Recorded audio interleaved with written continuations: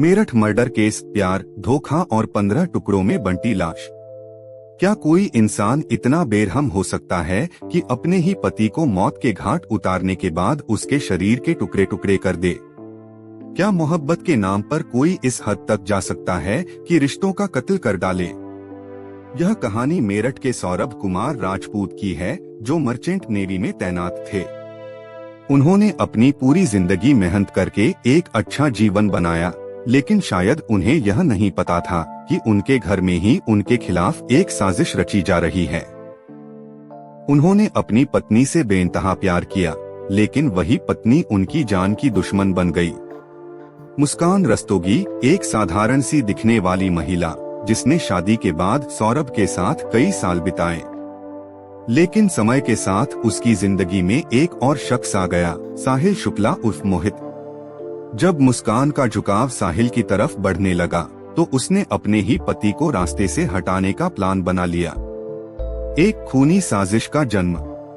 सौरभ जब भी लंबे सफर के बाद घर लौटते, तो उन्हें इस बात का एहसास तक नहीं होता था कि उनकी गैरमौजूदगी में उनकी पत्नी की दुनिया किसी और के इर्द गिर्द घूम रही है।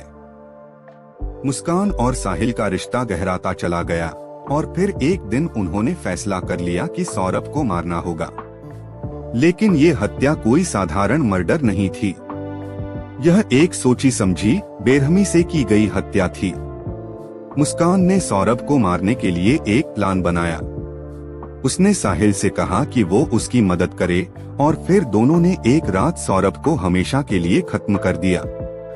मौत की वो काली रात। उस रात घर में अजीब सा सन्नाटा था। सौरभ को पता नहीं था कि जो खाना वो खा रहे हैं, उसमें उनकी मौत छिपी हुई है। मुस्कान ने खाने में नशीली दवा मिला दी, जिससे सौरभ गहरी नींद में चले गए। जब वो पूरी तरह बेहोश हो गए, तब मुस्कान और साहिल ने अपना खौफनाक खेल शुरू किया। साहिल ने एक तेज धार वाला हथियार उठाया और पूरी ताकत से सौरभ की गर्दन पर वार कर दिया। खून पूरे कमरे में फैल गया, लेकिन मुस्कान और साहिल के चेहरे पर कोई डर नहीं था।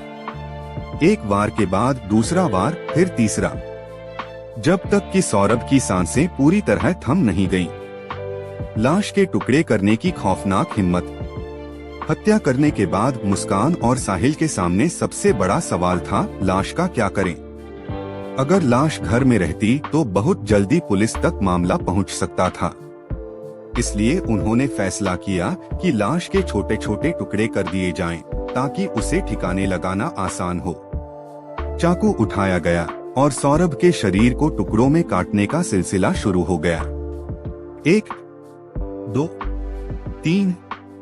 जब तक 15 टुकड़े नहीं हो गए, तब तक यह वहशीपन चलता रहा। जिस इंसान के साथ मुस्कान ने 7 फेरे लिए थे, जिसके साथ उसने अपना जीवन बिताने की कस्में खाई थीं, अब वही इंसान उसके सामने एक मांस के टुकड़े की तरह पड़ा था।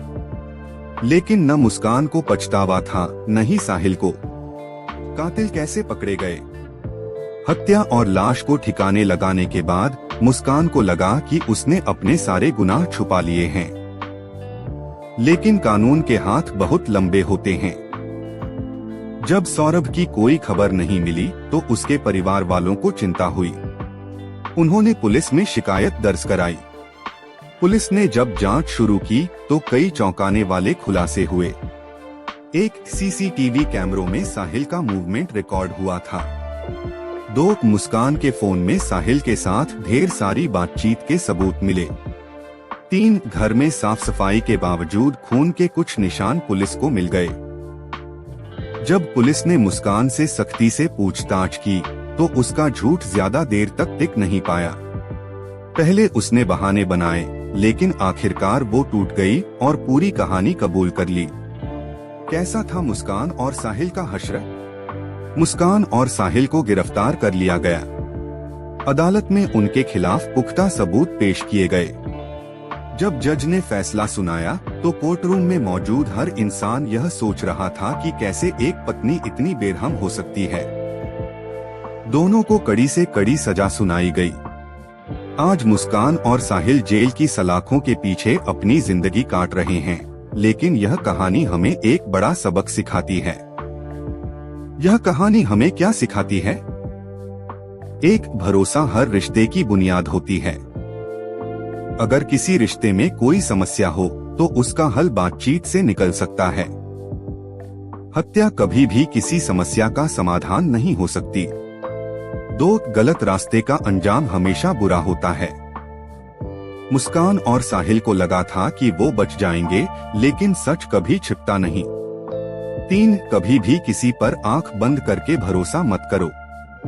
सौरभ को जरा भी अंदाजा नहीं था कि उसकी अपनी पत्नी ही उसकी सबसे बड़ी दुश्मन बन चुकी है। क्या इस कहानी ने आपको झकझोर दिया? अगर आपको लगता है कि इस तरह के अपराधों से हमें सबक लेना चाहिए, तो इस वीडियो को ज्यादा से ज्यादा शेयर करें, ताकि हर कोई जान सके कि गलत रास्ता अपनाने का अंजाम क्या होता है।